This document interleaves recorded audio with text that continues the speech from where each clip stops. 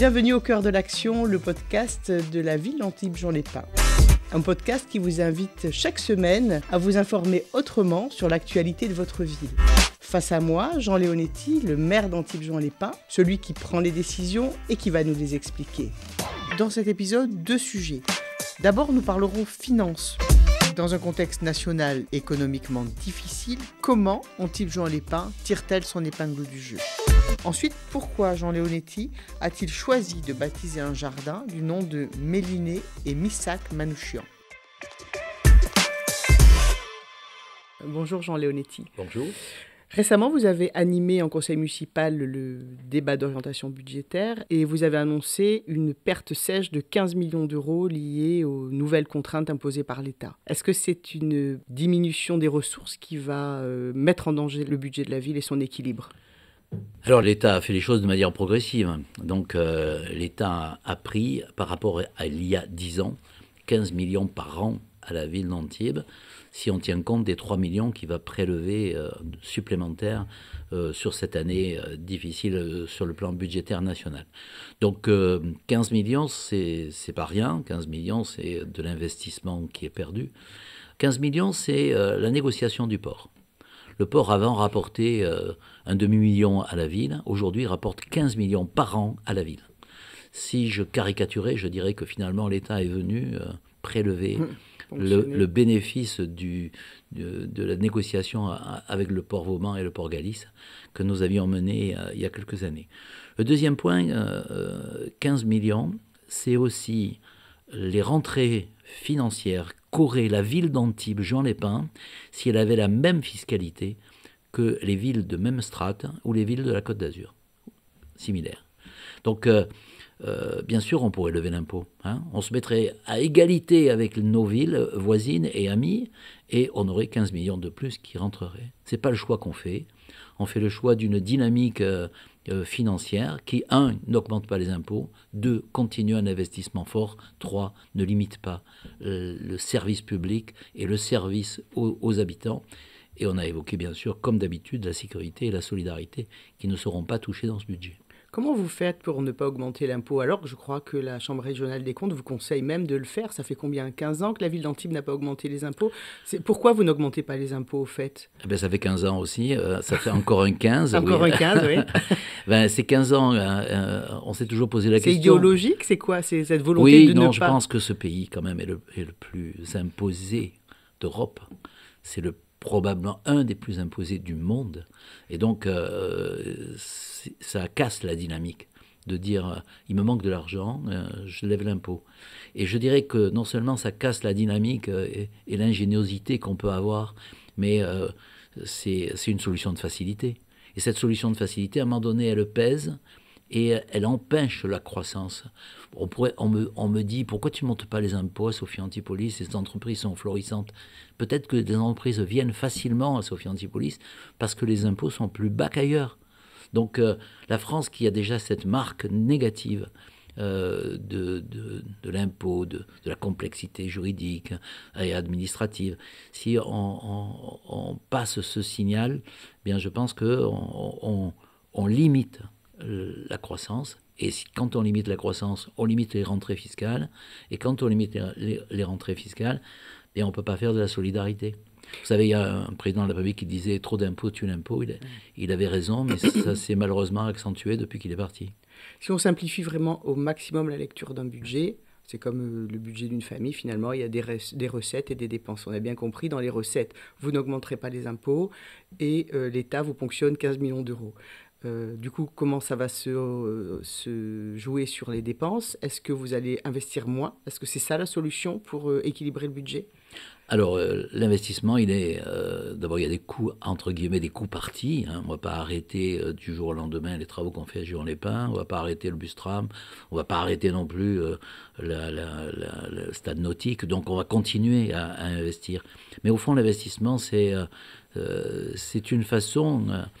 c'est une bonne dette. C'est une dette qui ensuite rapporte. Par exemple, le bus-tram, il va se terminer là. Et quand il va se terminer, on va arrêter l'investissement. Et donc, on va pouvoir, à ce moment-là, avoir une période plus apaisée. Quand on aura fini Juan-les-Pins, quand on aura fini le stade nautique, on ne va pas le refaire une deuxième fois. Donc, j'ai une idée particulière, c'est que Antibes-Juan-les-Pins mérite le meilleur. De temps en temps, on dit, mais pourquoi faire des choses aussi belles, voilà, mais aussi lourdes, aussi chères? Eh bien, parce que quand on bricole, quand on fait médiocre, ça dégrade l'image de la ville et ça diminue sa capacité à investir. Parce que d'où vient finalement l'argent? C'est ça la question. C'est ça. D'abord, où est-ce que vous les prenez, les nouvelles recettes? D'abord, de toute évidence, il y a eu une bascule sur le port Vauban et le port Galice avec la nouvelle négociation et une gestion remarquable par la Chambre de commerce et d'industrie Nice-Côte d'Azur. Donc c'est 15 millions en plus qui tombent dans les caisses de la ville. Le deuxième point, c'est qu'on a un foncier qui est très cher. Il a ses inconvénients, il a aussi ses avantages. La ville d'Antibes s'est dotée dans 20 ans d'un patrimoine qu'ensuite il remet dans le circuit économique avec un bénéfice. Le fait de vendre... Donnez-moi un exemple. Je vais vous en donner deux. Le terrain de Marin d'Alacan, il était estimé à 8 millions, on l'a vendu 32. Le terrain des Trois Moulins, qui est la porte d'entrée de Sofia, il était estimé à 8 millions, on l'a vendu 44. Donc, comment vous réalisez cette bascule? Vous êtes dur en affaires, c'est ça? Vous traitez... Oui, je n'ai pas une réputation d'être un tendre dans ce domaine. Mais ce qui est important, c'est la méthode. Voilà. On a une évaluation et on fait faire un projet. On ne vend pas des terrains. On ne joue pas au Monopoly. On dit qu'est-ce qu'il faudrait qu'il y ait à cet endroit. L'entrée de Sofia, allez, on fait une entrée de Sofia, mais on va la faire en exigeant une très belle architecture, en exigeant bien sûr des moyens financiers importants. Et on met en concurrence. Et la mise en concurrence dans ce dialogue qu'on appelle le dialogue compétitif, je prends l'entreprise A, B et C et je leur dis faites le mieux. Faites-le mieux et puis le plus rentable. Et c'est comme ça qu'on a effectivement des projets qui sont comme les projets des Combes, par exemple, ou les projets sur Sophia Antipolis du pôle Alpha, dans lequel on a des architectures de très haute qualité associées à une rentabilité financière pour la ville ou pour la communauté d'agglomération. Si je simplifie, si je résume, ça veut dire que les projets que vous réalisez rapportent de l'argent à la ville. Les projets qu'on fait, ils coûtent et rapportent. Voilà.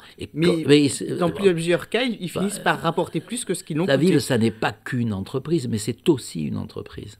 Et une entreprise, à un moment donné, si elle se replie, qu'elle n'investit pas, qu'elle n'achète pas des terrains. Regardez, on a acheté le terrain en face du Fort Carré, on les a tous achetés. Bon, quand on les achète, on dit, mon Dieu, 3 millions, 4 millions. Mais quand on les a aujourd'hui, est-ce que l'entrée de ville du côté du Fort Carré, ça n'est pas trouvé amélioré? Est-ce que l'entrée de ville à l'ouest, avec les eucalyptus, ça n'est pas trouvé amélioré? Et tout ça augmente, je dirais, d'abord la rentabilité, et puis ça valorise la ville. Et les gens qui ont acheté à cet endroit-là et qui voient l'amélioration de la ville, eh bien, ils ont aussi un bénéfice. Parce que le jour où ils ont besoin de vendre, eh bien, ils trouveront que le prix aura augmenté. La ville, ça n'est pas une entreprise aussi parce qu'elle fait beaucoup de social. Vous consacrez une grosse partie du budget au social, à l'action sociale menée par le CCAS. Je crois 9 millions d'euros à venir sur le prochain budget. C'est beaucoup par rapport à une ville de la taille d'Antibes-Juan-les-Pins? Oui, c'est une des villes qui investit le plus dans le social. Pourquoi vous investissez dans le social? Je pense que c'est une question d'équité et de justice. Quand on a une ville qui est prospère, quand on a une ville dynamique comme Antibes, quand on a une technopole qui est la première d'Europe aujourd'hui en matière d'intelligence artificielle, on n'a pas le droit de négliger la précarité, la vulnérabilité, que ce soit la vulnérabilité de l'enfant en situation de handicap, que ce soit la vulnérabilité de la personne âgée. C'est la raison pour laquelle, je prends un exemple parmi d'autres, mais personnes âgées qui ont besoin de rénover leur appartement parce qu'ils n'arrivent plus à ouvrir les volets, parce qu'ils n'arrivent pas à rentrer dans la baignoire de la salle de bain. On en a fait 500 là, en l'espace de 2 ans. Et donc, on améliore la qualité de la vie. Voilà. Et une ville, comme un pays, comme un peuple, qui ne se préoccupe pas des plus vulnérables, eh bien, ça ne mérite pas le nom de civilisation. Ça, c'est Jean Leonetti le maire, mais c'est aussi Jean Leonetti le médecin, je pense. Peut-être les médecins, en particulier les médecins des hôpitaux, ils savent qu'ils soignent tout le monde de la même façon et avec le même engagement. Et je pense qu'on n'a pas le droit de tourner la tête devant deux choses, devant l'injustice, devant la violence. Et il faut réprimer la violence avec beaucoup de détermination, mais on n'a pas le droit aussi de détourner la tête contre la faiblesse, la précarité, les personnes qui sont en fin de vie, les personnes qui sont vulnérables. C'est l'équilibre que je souhaite imprimer dans la ville entre l'autorité restaurée et la solidarité maintenue. Cette semaine, vous baptisez un jardin qui se trouve au nord d'Antibes, au quartier des Combes, du nom de liés Méliné et Missak Manouchian. Vous pouvez nous expliquer en quelques mots leur histoire et nous dire pourquoi vous avez tenu à ce qu'un jardin porte leur nom à Antibes? C'est une histoire nationale. Pourquoi ils sont devenus, entre guillemets, célèbres? Bien sûr, c'est des résistants qui ont été assassinés par les nazis. Déjà, c'est un point. Mais ce sont des étrangers qui étaient à cette époque-là, plus français que certains Français. Et qui se battaient pour une cause noble de la dignité de la personne humaine. Et donc, ça, c'est le premier point qui me paraît essentiel. Le deuxième point, c'est qu'ils sont arméniens. Et l'Arménie est un pays ami de la France. C'est un pays qui a subi un génocide par les Turcs et qui aujourd'hui encore est menacé par les mêmes qui veulent les contraindre à quitter leur pays et à s'exiler une fois de plus. Donc solidarité avec l'Arménie, qui est un grand peuple, un beau peuple dans lequel l'immigration arménienne en France, elle a été une immigration qui a été réussie, parce qu'il y avait les mêmes valeurs. Et puis le deuxième point, salut à ceux qui ont donné leur vie et qui ont donné aussi leur vie parce qu'ils ont été repris par la culture. L'affiche rouge est quelque chose qui est terriblement émouvant. Vous pouvez nous dire ce que c'est? Tout le monde ne connaît pas l'affiche rouge. L'affiche rouge, c'est un poème d'Aragon qui a été mis en musique ensuite par Léo Ferré et qui rappelle l'idée que les nazis, pour essayer de cliver et de dénigrer les résistants, montraient que c'était des étrangers, hirsutes menaçants. Voilà. Et ces étrangers, ils les ont mis sur une affiche qui était rouge, et en disant « voilà vos libérateurs », en essayant de montrer que c'était des sous-hommes. Et donc, la lettre qu'écrit Missak à sa femme est une lettre émouvante parce que c'est une lettre d'espérance, c'est une lettre de confiance. Il dit, par exemple, « fais des enfants », il faut faire des enfants, voilà. Dans un pays dans lequel aujourd'hui on se pose la question, est-ce qu'on va faire les enfants, est-ce qu'il va être heureux, est-ce que c'est le moment? À cette époque-là, cet homme qui allait mourir dit faites des enfants. Donc il a confiance dans l'avenir, dans une situation la plus dramatique qu'on puisse imaginer. Il va être assassiné et peut-être sa cause va être perdue. Donc je pense que cet élément-là est un élément fort. Voilà. Et il dit je meurs sans haine pour le peuple allemand. Voilà. Donc c'est un peu une situation aussi dans laquelle cet homme digne renie pas son combat.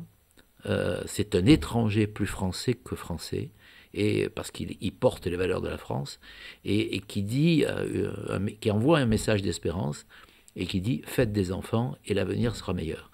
Je trouve que ça mérite bien un jardin au cœur d'Antibes. C'est magnifique. Merci Jean. Merci. Au cœur de l'action, c'est un podcast d'Antibes Juan Lépin. À la technique, Jean-François Diaz. Au micro, Florence Bellon. Et nous, on vous donne rendez-vous la semaine prochaine.